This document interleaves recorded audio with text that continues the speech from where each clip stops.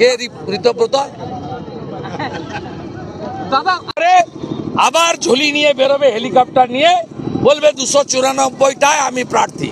আর পার্থর বান্ধবীর বাড়ি থেকে 51 কোটি পারা গেলে বলবে পার্থ যে এত কাণ্ড করেছে আমি জানতাম না। গত এক মাসে সিভিক আর পুলিশ মিলে 20 জায়গায় জনগণ ধরে দিয়েছে। কয়েকদিন আগে এক বীরাঙ্গনা কিভাবে সাহস নিয়ে মমতার পুলিশকে এক্সপোজ করেছে সবাই দেখেছে।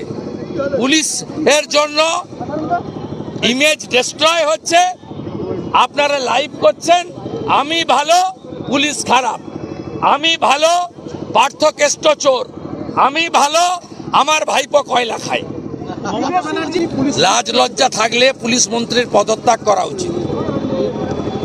পুলিশ ফোন ধরেনি, আমরা যা বলি আজকে হাইকোর্ট নিযুক্ত সিট সেই কথা বলছে, পরিষ্কার বলেছে মেহবুব আলম টিএমসি কাউন্সিলর, পরিষ্কার বলেছে এমএলএ দাঙ্গা লাগিয়ে এলাকা ছেড়েছেন, পরিষ্কার তৃণমূল কংগ্রেস স্পন্সর্ড এবং অর্গানাইজ হিন্দু কিলিং দেশের মধ্যে 47-এর পরে প্রথম হিন্দু পলায়ন মানুষ দেখেছে এবং বেছে বেছে হিন্দুদেরকেও আক্রান্ত করা হয়েছে, টার্গেট করা হয়েছে। এটা তো প্রমাণিত হিন্দু পলায়ন।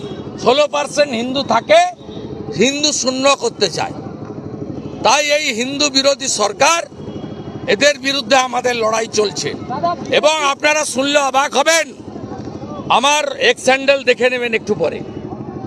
মুখ্যমন্ত্রী বাগডোগরা যাবে বলে সিভিল ড্রেসে জিন্স আর টি শার্ট পরিয়ে, সুধাকর বলে যে কমিশনার পুলিশ দিয়ে বিজেপির পতাকা ব্যানার তো খুলেছেই, আমি দেখে এসেছি সোমবার, নিজে গেছিলাম, আজকে ধ্বজ খুলিয়েছে।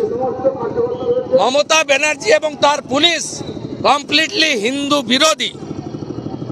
এই জন্য তো বলছি হিন্দু হিন্দু ভাই ভাই, হিন্দু যদি বাংলায় বাঁচতে চাও বিভেদ ভুলে এক হও এবং মমতা আর তার সরকারকে তাড়াও, নইলে হিন্দু শূন্য হয়ে যাবে বাংলায়। মমতা কি করছে, একজনের নাম 3 জায়গায়, ফলে প্রকৃত ভোটাররা বঞ্চিত হচ্ছে।